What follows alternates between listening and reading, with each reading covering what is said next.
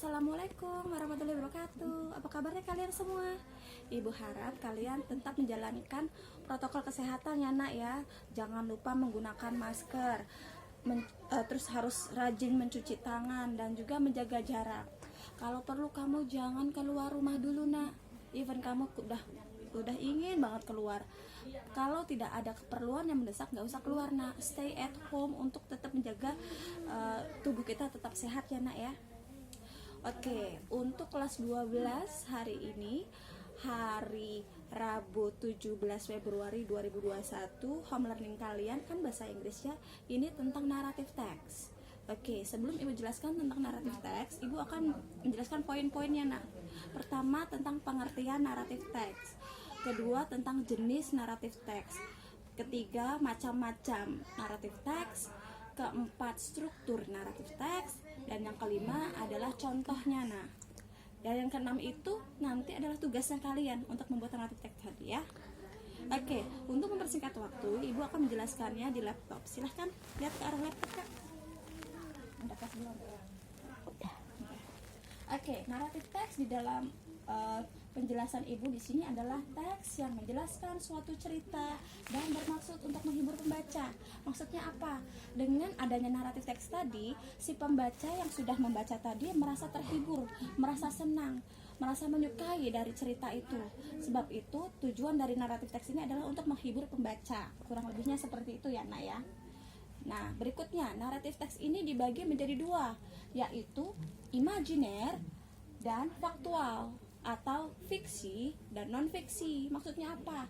Imajiner atau fiksi itu adalah karangan bebas dari si pembaca. Jadi si pembaca itu membuat hayalan-hayalan pemikirannya itu dituangkan dalam tulisan naratif teks tadi, dibuat cerita.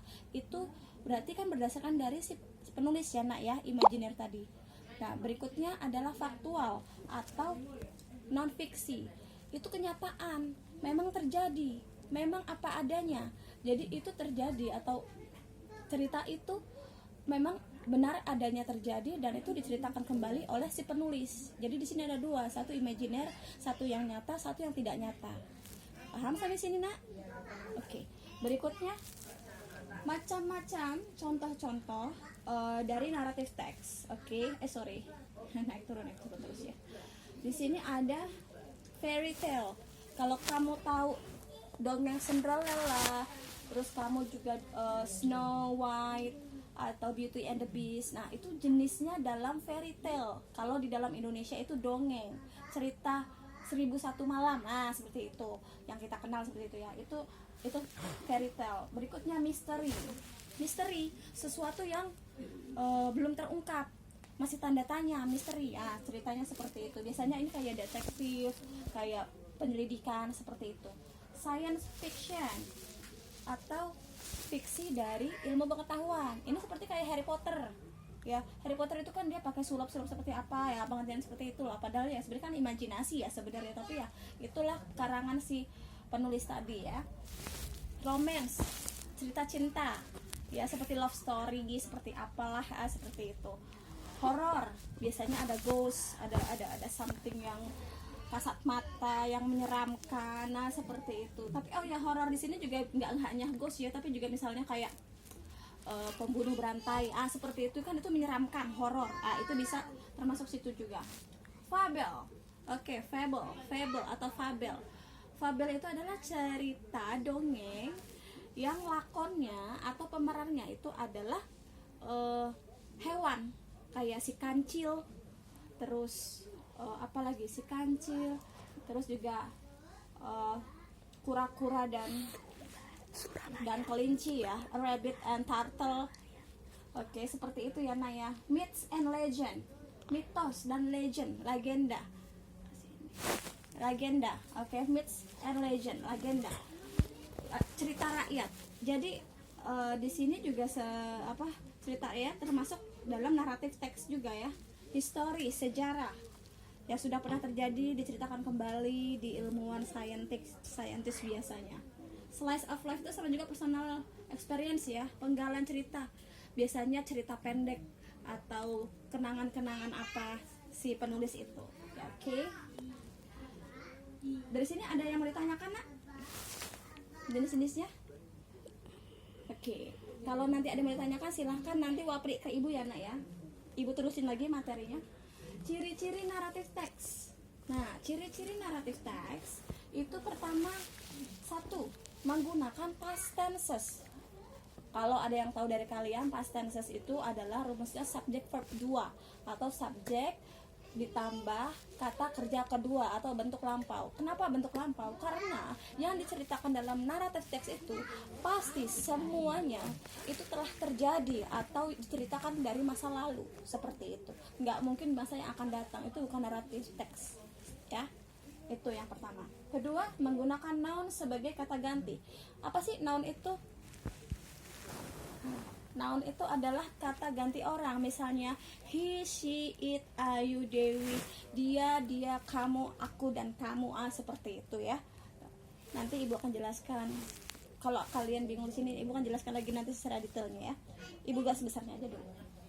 Berikutnya adjektif, kata sifat. Kata sifat di sini bisa cantik, indah, manis, rajin, pandai, malas, seperti itu. Jadi di dalam naratif teks itu ada istilah cantik, misalnya beautiful girl, misalnya a beast, Beauty and the Beast, itu kan beast itu kan yang jahat, itu kan dari kata sifat tadi. Beauty juga dari kata sifat tadi. Jadi adjektif itu ciri-ciri dari naratif teks. Next, conjunction. Conjunction itu adalah kata penghubung yang mengurutkan kejadian. On the Sunday morning, misalnya di waktu minggu pagi, seperti itu. Jadi kata penghubungnya itu biasanya pada hari, suatu tempat, seperti itu dihubungkannya. Oke, struktur naratif teks atau structure naratif teks yaitu berfokus pada serangkaian tahapan yang diusulkan untuk membangun sebuah teks ini sendiri. Maksudnya apa sih? Jadi naratif teks itu terbagi menjadi 3 struktur. Yang pertama orientation, kedua complication, ketiga resolution. Sebenarnya ada 4, tapi 4 itu tentatif atau nggak perlu, boleh dipakai, boleh tidak. Tapi yang paling utama itu ada 3, orientation, complication, dan resolution. Kita mulai dari orientation ya. Arahkan ke sini ya nak ya. Okay. Orientation atau disebut juga pendahuluan. Namanya sebuah cerita, pastikan kita diawali dengan pendahuluan ya nak ya. Permulaannya dulu pada suatu hari atau pada zaman dahulu, seperti itu. Jadi ada conjunctionnya, ada penghubungnya. Jadi ada gambarannya, penjelasan di awal. Oke, seperti itu di orientation. Di situ berisi tentang siapa, kapan, di mana suatu cerita itu ditetapkan atau terjadi. Kedua, complication, yaitu menceritakan awal permasalahan nih. Awal permasalahan hingga sampai puncaknya atau yang kita bisa sebut dengan klimaks namanya ya. Bagian ini biasanya melibatkan karakter utama dari cerita tersebut. Biasanya jagoannya tokoh jagoannya seperti apa, terus musuhnya seperti apa. Di sini nih di complication. Biasanya complication itu beberapa paragraf karena menjelaskan beberapa scene ya, beberapa skena beberapa adegan-adegan. Seperti itu cerita-cerita, alur ceritanya. Next, terakhir resolution. Akhir dari cerita berupa solusi dari masalah yang terjadi. Nah, catatan di sini untuk resolution di sini masalahnya bisa diselesaikan makin baik atau makin buruk. Maksudnya gimana, Bu? Kok bisa makin baik apa makin buruk? Maksudnya gini. Maksudnya kalau dia makin buruk berarti dia menjadi sad ending. Tetapi kalau dia makin baik berarti dia menjadi happy ending. Jadi di sini jawaban dari resolution itu bisa sad atau happy ending ya nak ya, tergantung dari si penulis tadi mengarahkannya kemana. Next, ini yang tentatif yang ibu bilang bisa dipakai bisa tidak, yaitu reorientation. Maksudnya apa sih Bu reorientation? Tadi kan sudah Bu orientation di pertama.